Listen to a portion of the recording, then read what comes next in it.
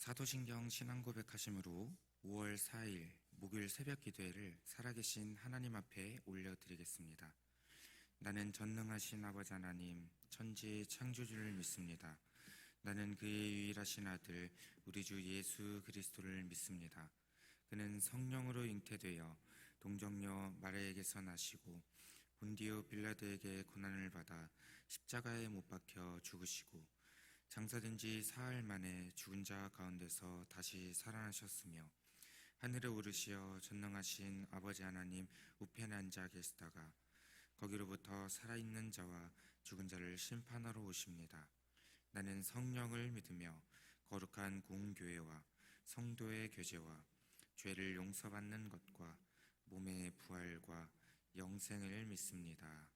아멘. 다 함께 찬송가 260장 우리를 죄에서 구하시려 다 함께 찬양하시겠습니다.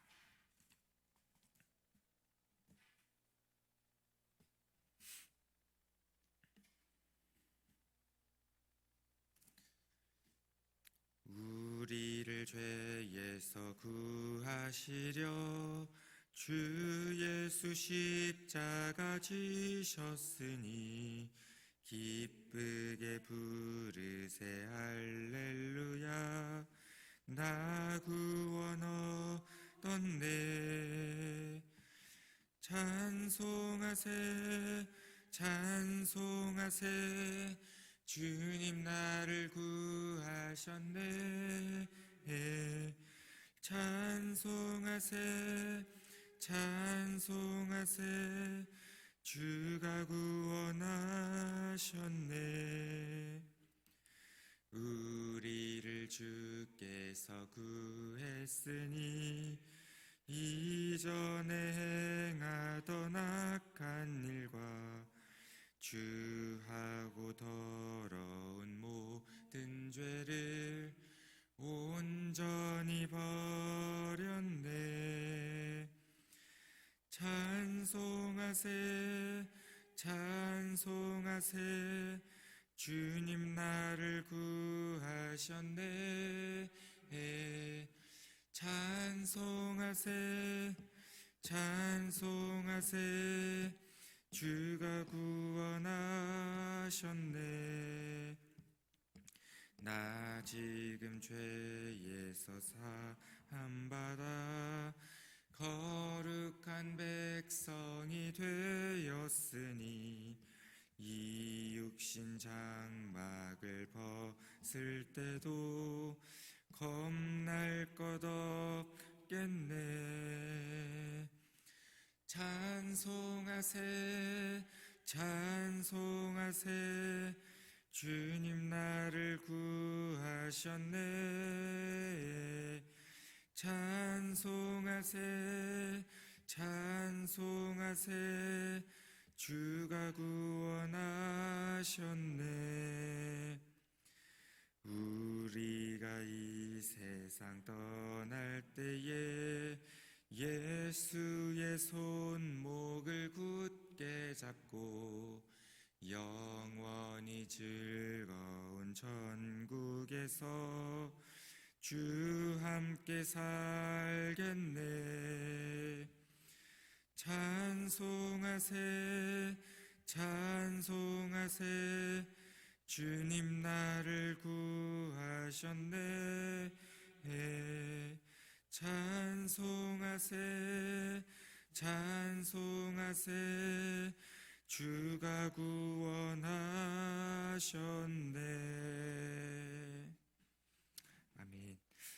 오늘 함께 은혜 나누실 하나님 말씀은 로마서 7장 1절부터 25절까지의 말씀입니다. 신약성경 248면에 있습니다. 로마서 7장 1절부터 25절까지의 말씀.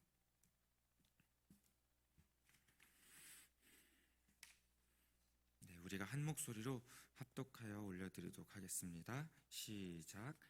형제들아, 내가 법 아는 자들에게 말하노니 너희는 그 법이 사람이 살 동안만 그를 주관하는 줄을 알지 못하느냐. 남편 있는 여인이 그 남편 생전에는 법으로 그에게 매인바 되나 만일 그 남편이 죽으면 남편의 법에서 벗어나느니라. 그러므로 만일 그 남편 생전에 다른 남자에게 가면 음녀라. 그러나 만일 남편이 죽으면 그 법에서 자유롭게 되나니 다른 남자에게 갈지라도 음녀가 되지 아니하느니라. 그러므로 내 형제들아, 너희도 그리스도의 몸으로 말미암아 율법에 대하여 죽임을 당하였으니 이는 다르니 곧 죽은 자 가운데서 살아나신 이에게 가서 우리가 하나님을 위하여 열매를 맺게 하려 함이라. 우리가 육신에 있을 때에는 율법으로 말미암는 죄의 정욕이 우리 지체 중에 역사하여 우리로 사망을 위하여 열매를 맺게 하였더니 이제는 우리가 얽매였던 것에 대하여 죽었으므로 율법에서 벗어났으니 이러므로 우리가 영의 새로운 것으로 섬길 것이요 율법의 조문에 묵은 것으로 아니할지니라. 그런즉 우리가 무슨 말을 하리요? 율법이 죄냐? 그럴 수 없느니라. 율법으로 말미암지 않고는 내가 죄를 알지 못하였으니 곧 율법이 탐내지 말라 하지 아니하였더라면 내가 탐심을 알지 못하였으리라. 그러나 내가 기회를 타서 계명으로 말미암아 내 속에서 온갖 탐심을 이루었나니 이는 율법이 없으면 죄가 죽은 것임이라. 전에 율법을 깨닫지 못했을 때에는 내가 살았더니 계명이 이름에 죄는 살아나고 나는 죽었도다. 생명에 이르게 할 그 계명이 내게 대하여 도리어 사망에 이르게 하는 것이 되었도다. 죄가 기회를 타서 계명으로 말미암아 나를 속이고 그것으로 나를 죽였는지라.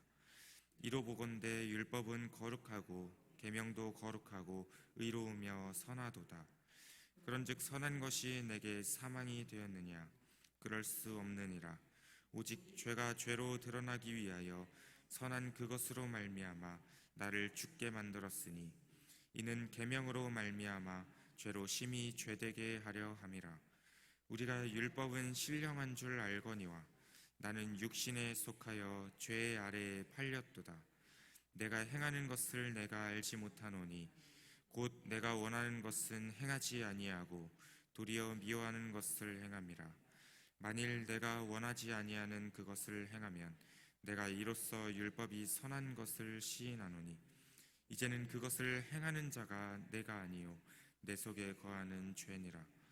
내 속 곧 내 육신에 선한 것이 거하지 아니하는 줄을 아노니 원함은 내게 있으나 선을 행하는 것은 없노라.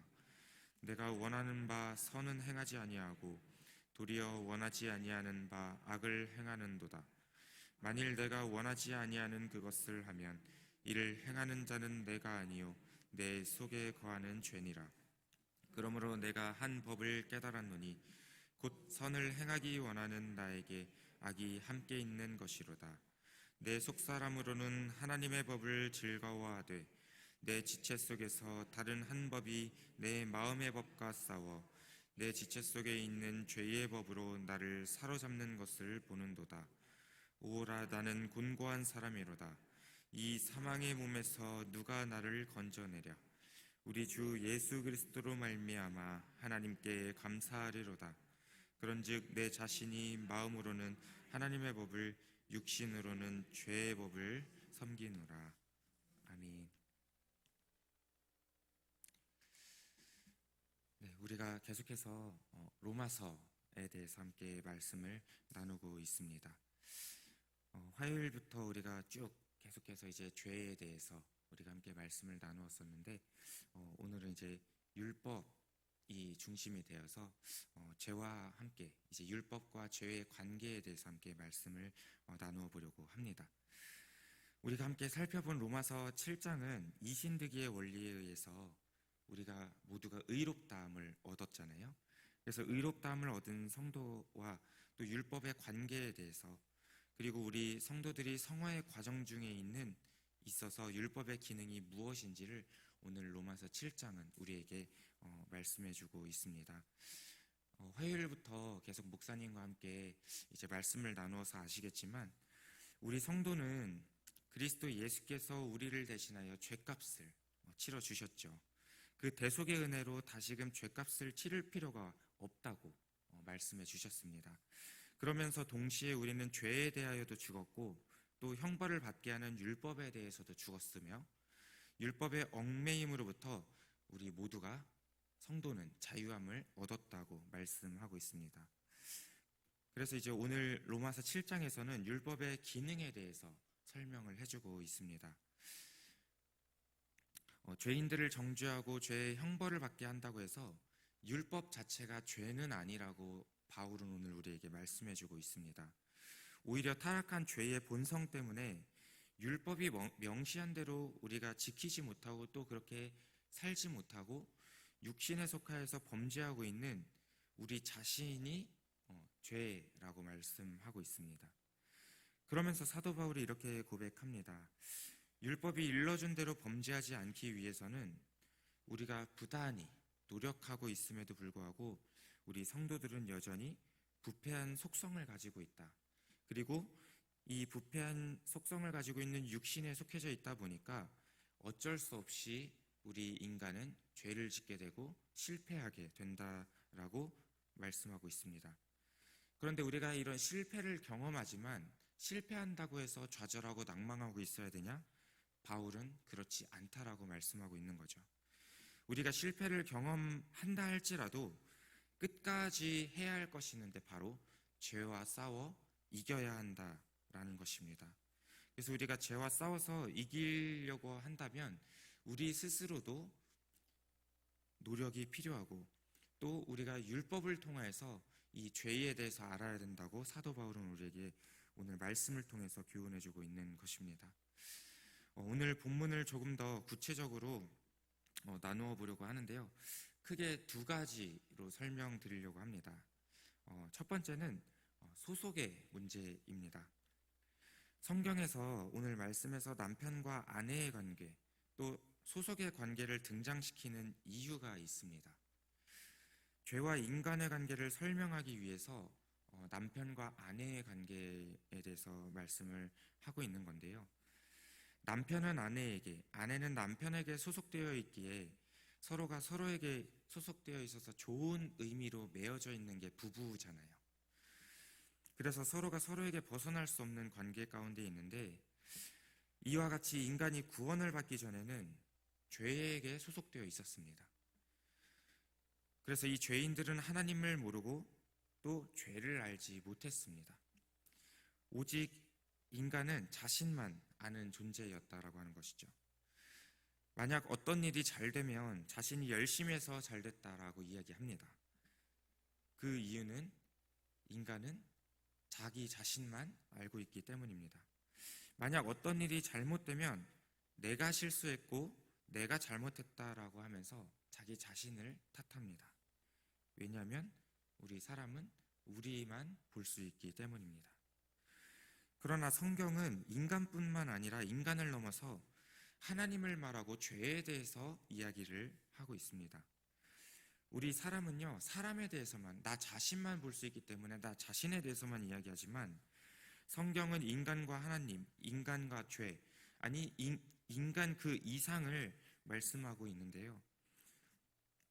하나님이 인간의 죄를 보실 때 우리 사람의 행동만 보시는 것이 아니라 우리 사람의 소속을 보십니다. 무슨 말씀이냐면 하나님께서는 우리 사람이 죄에 속해져 있다는 것을 알고 계실까요? 모르고 계실까요? 창세기에도 설명했듯이 하나님께서는 사람이 태어날 때부터 악함을 아시고 그 존재 자체가 악함을 아시다고 말씀을 하고 있습니다. 즉 하나님께서는 우리 사람이 죄에 속해 있었다는 것을 처음부터 알고 계셨다라고 하는 것입니다. 그래서 죄에게 소속되어 있고 죄에게 매여 있고 죄와 관련돼서 우리 인간이 아는 것은 죄뿐이고 죄를 당연한 것으로 인식해왔고 그 죄가 진리였다고 생각했던 우리 사람은요, 자신의 행동을 아무리 고쳐보고 아무리 죄를 짓지 않으려고 노력해봐도 소용이 없다는 것을 하나님께서는 알고 계시다라는 말씀입니다. 왜냐하면 우리 사람은 본성이 죄인이기 때문에 죄 안에 거하고 있기에 도무지 우리가 아무리 부단히 노력하고 노력해도 죄를 벗어날 수 없기 때문입니다. 하나님은 이러한 우리 인간의 상태를 불쌍히 여기시고 그냥 막 징계를 하시는 분이 아니시라는 말씀입니다. 우리가 죄 안에 있는 이상 죄인은 어쩔 수 없다라는 것을 그 누구보다도 하나님께서 더 잘 아시기 때문에 하나님께서는 우리 인간을 무조건 아무 이유 없이 징계를 하시고 심판을 하시지 않으신다라는 말씀입니다. 죄에게 소속된 사람의 삶은요, 반드시 그 죄의 그 결과가 따르게 됩니다. 로마서 7장 5절 말씀에 이렇게 말씀합니다. 우리가 육신에 있을 때에는 율법으로 말미암는 죄의 정욕이 우리 지체 중에 역사하여 우리로 사망을 위하여 열매를 맺게 하였더니, 죄에 속하여서 죄악된 행동을 하면 그 죄의 열매는 무엇이냐면 바로 사망이라고 하는 겁니다. 이 죄라고 하는 것은요, 아주 교활합니다. 죄가 가장 잘하는 것 중에 하나가 있다면 이 죄는 자신의 정체를 감추고요, 모든 책임을 다른 것에게 뒤집어 씌우는 것이 바로 이 죄라고 하는 것입니다. 우리 모두가 정말 깨어있지 않고 신중하지 않으면 이런 죄의 교활함에 모두 당해가지고 숨어있는 죄의 실체를 보지 못하고 겉으로 드러나는 현상에 우리가 그것에 모두 속아서 당할 수밖에 없다라고 하는 것이죠. 이것이 바로 죄라고 하는 것입니다. 하나 예를 들어 볼까요? 중고등학생들이 가장 싫어하는 것이 뭔지 아십니까? 중간고사, 기말고사, 시험이라고 하는 것입니다. 만약 어떤 학생이 자신의 성적이 안 좋으면 시험 때문에 성적이 안 좋은 것이 아니라요, 본인이 공부를 안 해서 성적이 안 나오는 것이겠죠. 이거는 어느 누구나 다 당연히 알고 있는 거잖아요. 그렇다고 이 학생이 시험을 안 본다고 해서 과연 그 학생의 실력이 좋아질까요? 실력이 좋아지는 것은 아니라고 하는 것이죠. 단지 그 학생의 시험이 없어진다 해도 그 학생의 실력이 드러나지 않게 될 뿐이겠죠. 그런데 대부분의 학생들은 공부할 생각을 하지 않고 시험이 없어졌으면 하는 생각들을 합니다. 공부를 하지 않은 자신의 상태는 생각하지 않고 단지 시험만 보지 않으면 그 학생들은 나는 괜찮아질 거다, 나는 잘할 수 있을 거다, 이렇게 생각하게 되는 거죠. 공부를 하지 않는다고 하는 그 학생들의 문제의 본질은 감추어지고요, 오직 시험이라고 하는 제도가 문제라는 오해와 착각 속에 빠지게 되는 것입니다. 제가 이 학생들의 이야기를 왜 드렸냐면 율법도 이와 같은 오해를 받을 때가 많거든요. 율법 때문에 인간이 죄인이 된 것이 아니라 인간은 이미 태어날 때부터 본성이 죄인이라고 성경은 말씀하고 있습니다. 원래 의롭고 착하고 선하던 인간이 율법이 생김으로 또 율법 조항 때문에 죄인이 된 것이 아니라 그 율법 때문에 우리가 사망에 이르게 된 것이 아니라 죄인들은 죄인이면서도 자신이 죄인인 것을 모르고 있었다라고 하는 것이죠. 그래서 문제의 본질을 오해하고 어리석은 판단에 빠져 있는 이 인간을 깨우치기 위해서 바로 이 율법이라고 하는 것이 존재한다라고 사도 바울은 말씀하고 있습니다. 즉 우리가 죄에 대하여서 수박 겉핥기식으로만 그냥 죄라고 알고 있는 것이 아니라 우리가 이 죄의 정체를 먼저 알아야만이 우리가 더 깊은 그런 신앙 가운데에 나아갈 수 있다라고 하는 것입니다. 그래서 오늘 우리가 이 율법과 죄를 구분하고 율법의 기능과 또 죄는 어떤 것인가에 대해서 우리가 깊이 파고 들어야만이 우리가 오늘날 이 땅 가운데에서 살아갈 때 우리의 삶에서 잘못 알고 있으면 우리가 이것을 잘못 사용하게 되잖아요. 그런 것처럼 우리가 오늘 말씀을 통해서 율법과 죄에 대해서 조금 더 깊이 나누는 시간이 되었으면 좋겠습니다. 두 번째로는 죄가 죄되게 해야 한다라는 것입니다. 로마서 7장 1절부터 12절까지의 말씀은 율법의 등장과 또 이 율법의 역할에 대해서 설명을 해주고 있는데요. 인간이 잘 살고 있는데 하나님께서 우리 사람을 그냥 기계적으로 또 통제하시기 위해서 율법을 만드셨을까요? 하나님이 그렇게 딱딱하시고 그렇게 정이 없으신 하나님이실까요? 인간을 무조건적으로 절대적으로 어떻게 통제하기 위하셔서 하나님의 법, 율법을 등장시키신 것이 아니라는 사실입니다.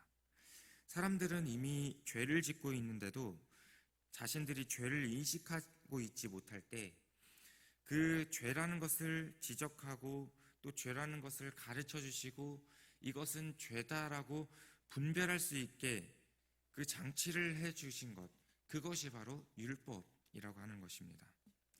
율법이 없었을 때에는요, 아무도 죄가 죄인지 몰랐습니다.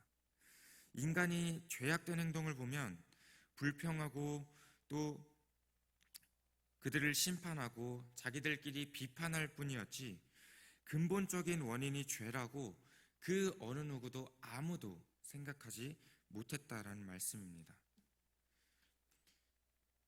이렇게 인간의 문제에 대해서는 죄는 알지 못하고 인간만 인식되는 상태, 죄는 잊혀져 있고 인간이 모든 책임을 지고 있는 상태, 마치 죄는 없는 것 같고 사람이 문제가 되는 상태를 로마서에서는 나는 죄는 죽었고 나는 살았도다 라고 이렇게 표현하고 있는 것입니다. 그러나 율법이 없을 때에는 모든 사람들이 죄가 죄인지 몰랐지만 율법이 등장하고 나서는요, 이 죄의 실체가 밝혀졌다라는 사실입니다. 죄의 실체가 드러나서 모든 문제의 근본은 바로 죄였다라고, 인간이 죄에 잡혀 있었다라고 하는 이 안타까운 사실이 바로 율법을 통해서 구체적으로 밝혀지게 되었다라는 사실이죠. 하나님께서 우리 사람에게 율법을 주시지 않았다면 지금 이 순간에도 모두 사람은 서로 인간 탓만을 하고 있었을 것입니다. 하나님의 율법 없이 인간의 법만 있었다면, 사람의 법만 있었다면 모두가 죄인이 되어지고 또 죄인만 늘어났을 뿐이었을 것입니다. 또 율법이 없었다면 죄의 실체를 모르기에 죄를 물리치거나 또 죄를 해결하려 하지 않고 오히려 사람을 개조시키려고 그렇게 사람들은 살아왔을 것입니다. 조금 전에 말씀드린 것처럼 오늘날 우리가 신앙생활하면서 가장 쉽게 왜곡된 부분이 바로 이 하나님께서 우리에게 주신 율법, 하나님의 율법이라고 하는 부분인데요. 율법은 죄를 죄되게 하고자 주신 것인데 우리 사람을 죄인되게 만드는 것이 바로 이 율법이 될 수가 있다는 것입니다. 이 율법은요, 죄를 죄되게 만들고 죄에 사로잡힌 인간을 해방시켜주는 것이 바로 이 율법이 가지고 있는 기능입니다. 그런데 안타깝게도 원래의 율법의 의도와는 다르게 오늘날 우리 한국교회와 수많은 그리스도인들은 이 율법을 정반대로 활용하고 있다라고 하는 사실이죠. 우리 사람은요, 이 율법을 근거로 해서 정죄를 합니다. 우리 그리스도인들은 율법을 근거로 해서 사람을 심판합니다. 율법을 근거로 해서 그 사람들에게 형벌을 줍니다. 예를 들어서 우리가 주일 성수를 한번 생각해 볼까요? 주일은 하나님께서 우리에게 주신 주님께 거룩함으로 온전하게 드려야 하는 날이잖아요. 그래서 주님의 날, 거룩하게 지키는 날이라고 해서 우리가 주일이라고 이야기를 합니다. 그런데 어느 날 이제 주일 예배를 못 드리게 된 성도님들이 계신 거예요. 그런데 우리가 그 사람들에 대해서 나도 모르게 그 사람들에게 가지고 있는 생각이 어떤 생각들이죠? 주일에 오지 예배에 참석하지 못한 사람들은 다 믿음이 약한 사람들이고 하나님 앞에 불순종한 사람들이고 하나님의 은혜를 기억하지 못하는 사람들이라고 생각할 때에 이 판단의 기준이요, 판단의 기준으로 작용하는 것이 바로 율법이라고 하는 것입니다.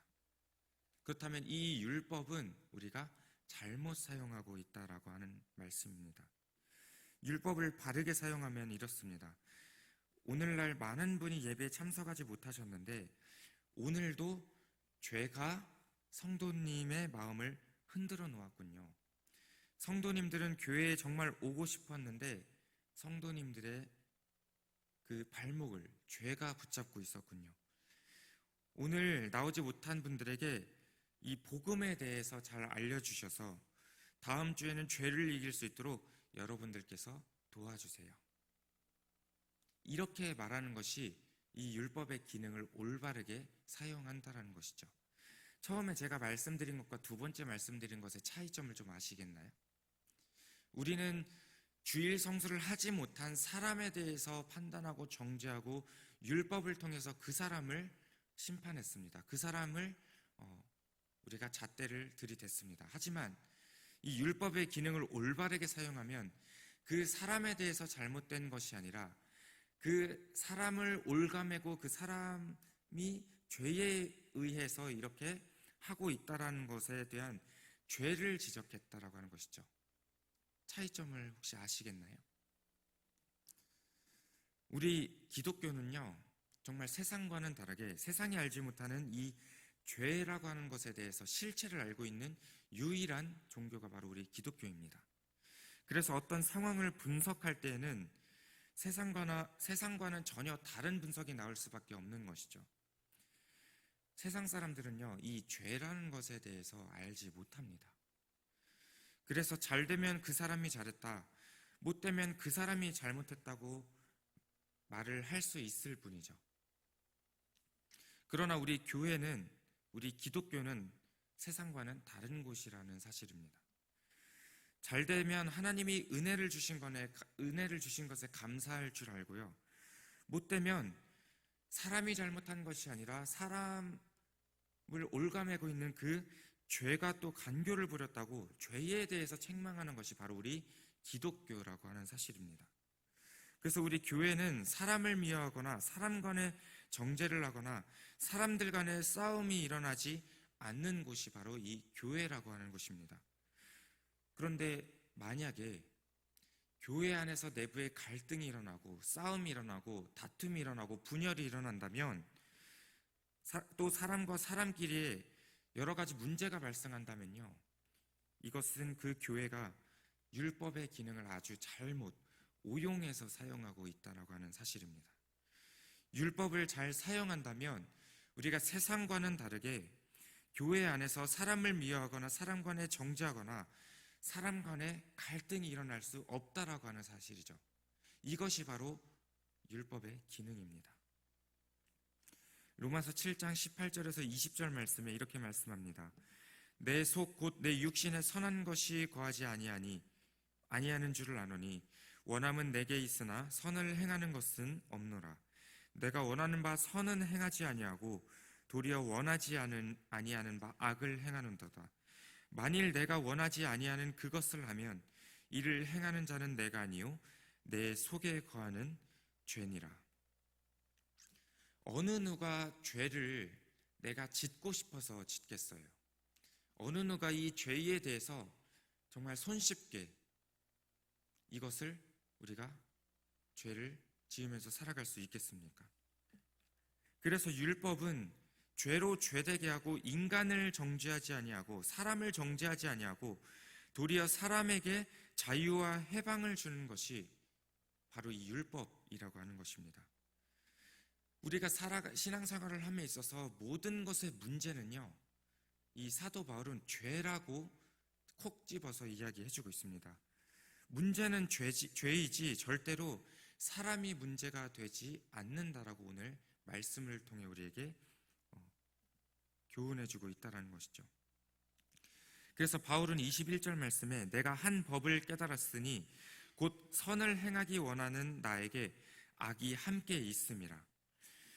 사도 바울은요, 우리 안에 한 가지의 악한 법만 존재한다고 이야기하고 있지 않습니다. 우리 안에 선한 법이 있으면 동시에 존재하는 것이 뭐냐면 바로 죄의 법입니다. 그래서 이 선한 법과 죄의 법이 계속해서 내 안에서 갈등하고 싸운다라고 표현을 하고 있는데, 그러면서 본문에서 바울은요, 자신이 한 가지 법을 깨달았대요. 이 사도 바울이 깨달은 법이요, 어떤 법을 깨달았냐면 다른 사람의 문제를 깨달은 것이 아니라 바로 자신의 문제를 깨달았다라고 이야기하고 있는 것입니다. 우리 사람들의 가장 큰 문제가 무엇인지 아십니까? 다른 사람의 문제를 일삼는 것이 바로 문제입니다. 그래서 대부분 사람들이 다른 사람의 문제를 일삼기 때문에 그 사람을 가르치려 하고요, 다른 사람을 변화시키려 하고요, 다른 사람을 새 사람으로 만들려고 노력하는 것이 바로 우리의 모습이라고 하는 것입니다.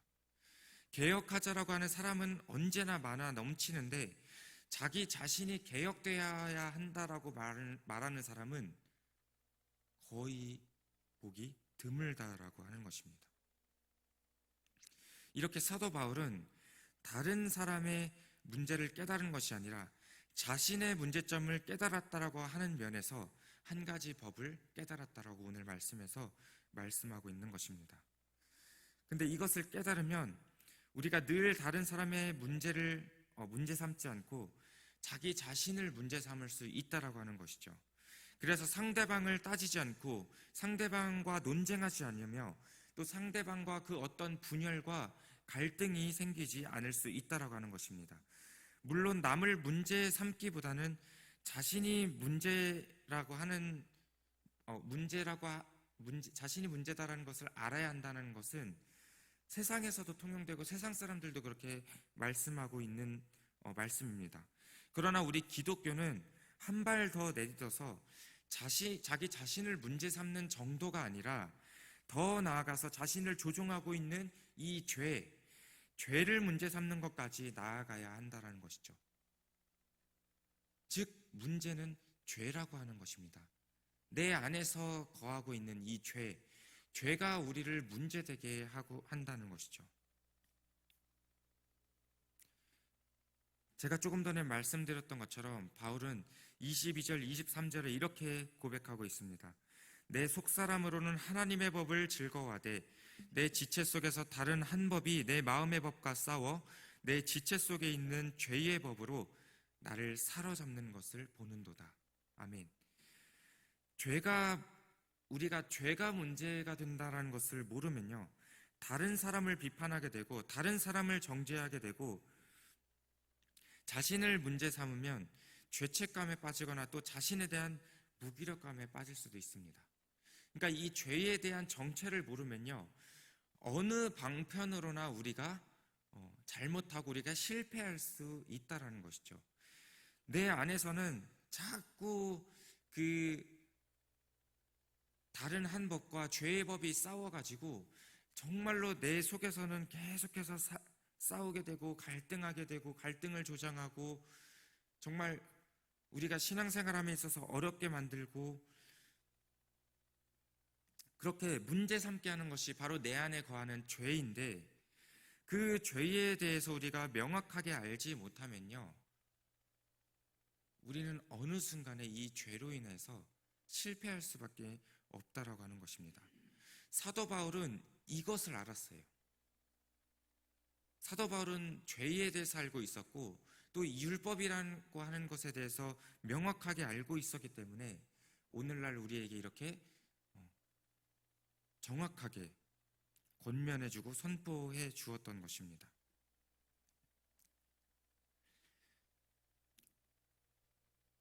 그래서 우리는 이 율법과 죄를 통하여서 하나님을 알아야 되고 또 모든 문제의 본질이 죄라는 사실을 명확하게 알고 있어야만이, 그래야 우리가 다른 사람도 이해할 수 있고 자기 자신도 위로받을 수 있다라는 것입니다. 그리고 이 죄를 분명히 알고 죄를 알아야 우리가 하나님을 찾을 수 있고요. 이 죄를 알아야 하나님을 의지할 수 있다라고 오늘 바울은 우리에게 말씀해주고 있는 것입니다. 그런데 사도 바울도 하나님께서 귀하게 사용하였던 전도자였고 사명자였습니다. 그러나 이 사도 바울도요, 사람이었잖아요. 얼마나 그 복음을 전함에 있어서 또 이 율법과 죄를 알고 있었음에도 불구하고 자기 자신이 하나님 앞에서 부끄럽지 않게 이것들을 지켜내고 살아내기에 얼마나 부단히 노력하고 힘들었을까요? 사도 바울이라고 해서 이것이 힘들지 않았을까요? 그런데 사도 바울은요, 자신이 이렇게 복음을 전하면서 자신의 생애 가운데에서 정말 내가 힘들어 죽겠다, 내가 정말 왜 하나님의 종으로서 사명을 맡은 자로서 이렇게 살아야 되는지 모르겠다라고 하면서 자기 자신을 비판하고 불평했던 적이 없었다라는 사실입니다. 그런데 참 아이러니한 것은요, 오늘 우리가 함께 나눈 7장 24절의 말씀에 우리가 잘 알고 있는 유명한 구절이 있죠. 오라 나는 곤고한 사람이로다. 이 사망의 몸에서 누가 나를 건져내랴. 사도 바울이 이렇게 말을 한 것은요, 너무 내가 힘들고 내가 지쳐서 내가 고단하고 어려워서 내가 정말로 믿음을 지키고 내가 이 죄와 싸워서 이기려고 부단히 노력하고 내가 힘써 왔는데 내가 정말 어려워서 죽겠습니다라고 하는 자기 탄식에서 나온 말이 아니라고 하는 사실입니다. 근데 우리가 텍스트상으로 문자상으로 보면 사도 바울이 이렇게 정말로 죄로 인해서 얽매여져 있고 힘들었던 그의 삶을 탄식하는구나라고 생각할 수 있겠지만요, 이 말씀은 사도 바울의 자기 탄식이 아니라 바로 새로운 자기 발견으로 말씀을 하고 있는 것입니다. 사도 바울의 자신의 넋두리가 아니라 자신의 실체를 발견했기 때문에 오늘 이렇게 말씀했다라고 하는 것입니다. 바울은 스스로 죄가 무엇인지 알았습니다. 바울은 하나님께 자신이 무엇을 기도해야 하는지, 무엇을 감사해야 하는지를 알았던 사람입니다. 그래서 마지막 절에 사도 바울이 내가 주 예수 그리스도로 말미암아 하나님께 감사할 수 있다라고 고백하잖아요. 바울은 자기 자신이 믿음을 지키면서 살아낼 때에 그것이 내가 너무 힘들고 죽겠으니까 나 좀 도와주세요라고 하는 자기 탄식이 아니라 오히려 그 율법과 이 율법의 기능과 이 죄를 통해서 더 하나님을 찾을 수 있고 더 하나님을 의지할 수 있고 더 하나님께 감사할 수 있다고 바울은 오늘 말씀을 통해서 우리에게 권면해 주고 있는 것입니다. 이제 말씀을 정리하도록 하겠습니다. 사랑하는 지산교회 모든 성도 여러분, 이 사도 바울처럼 율법에 대해서 오해를 하고 죄에 대해서 우리가 올바르게 인식하고 알고 있지 못하면요, 우리는 죄의 종, 죄의 노예로밖에 살아갈 수 없습니다. 제가 아까 말씀드렸죠. 이 죄라고 하는 것은요, 단순한 것이 아니라 정말 교활하고 정말 우리가 이 죄에 대해서 올바르게 분별하고 알지 못하면 이 죄는 언제든지 우리를 집어삼킬 수 있고 정말로 우리를 무너뜨릴 수 있고 우리를 실패할 수 있게 만드는 것이 바로 내 속에 거하는 죄라고 하는 것입니다. 그런데 감사하게도 하나님께서는요, 우리가 이 죄를 알 수 있게 장치를 해 놓으셨는데 우리를 너무나도 사랑하시기 때문에 우리가 죄를 알 수 있는 방법을 주셨는데 그것이 바로 이 율법이라고 하는 것입니다. 바로 사도 바울이 그것을 우리에게 오늘 로마서 7장을 통해서 말씀해 주고 있는 것입니다. 그래서 이 죄를 알아야 하나님을 알 수 있고 죄를 알아야 하나님을 의지할 수 있고 죄에 대해서 알아야 하나님께 감사할 수 있다라고 하는 것입니다. 다시 한번 말씀드리지만 우리 사람이 문제가 아닙니다. 바로 우리 사람 안에 거하는 이 죄가 문제라고 하는 것이죠. 죄의 지배를 받고 죄의 노예로 살아가는 불쌍한 사람들을 죄로부터 해방시킬 수 있는 유일한 열쇠가 이 율법이라는 사실을 꼭 기억하시고, 그 율법을 우리가 잘못 사용해서 정죄의 도구로, 또 심판의 도구로, 형벌의 도구로 이 율법을 사용하는 것이 아니라 사람을 살리고 정말 죄로부터 올가매고 죄로부터 어려워하고 죄로부터 힘들어하는 그 사람을 살리는데 이 율법을 사용하시기를 주님의 이름으로 소망합니다. 그래서 우리 지산교회 우리 모든 성도님들만큼은 오늘날 사도 바울이 우리에게 말씀해 준 이 율법의 기능을 잘 활용하고 잘 사용하셔서 사람을 죽이는 데 사용하는 도구가 되는 것이 아니라 오히려 그 반대로 사람을 살리는데 그렇게 중요한 역할로 사용되어지는 그런 율법의 기능을 잘 사용하실 줄 아는 우리 모든 성도님들이 되시기를 주님의 이름으로 축복합니다. 기도하겠습니다. 참 좋으신 아버지 하나님, 은혜와 사랑을 감사드립니다.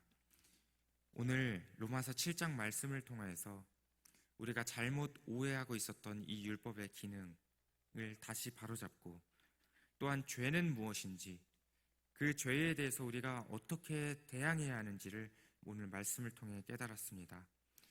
정말 사도 바울이 그 한 가지 법을 깨달았을 때에 정말 이제는 다른 사람을 정죄하고 다른 사람을 문제 삼고 다른 사람을 바라보는 것이 아니라 자기 자신이 문제였고 자기 자신 안에 거하고 있는 그 죄가 문제였음을 발견했을 때에 더욱더 그 사람들을 이해하고 또 그 사람들을 위해 기도하고 그 사람들을 살려내는 그런 귀한 도구로 하나님의 종으로 사용하여 주셨듯이 우리 지산교회 모든 공동체 각 지체들도 주님께서 사도 바울처럼 사용하여 주시옵소서.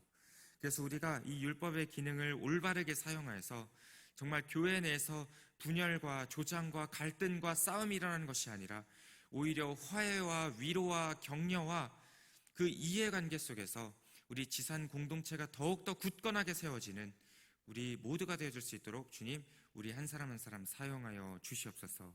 오늘 함께 나눈 말씀을 우리가 마음 깊숙이 새겨서 이 말씀을 통하여서 우리가 다시 한번 나를 돌아보고 나의 신앙을 점검하고 하나님을 더욱더 사랑하고 하나님을 의지하며 나아가는 우리 모두가 될 수 있도록 주님 역사하여 주시옵소서. 이 모든 말씀 감사드리며 우리를 죄 소관하신 예수님의 이름으로 기도드렸습니다. 아멘. 주기도문 하시겠습니다.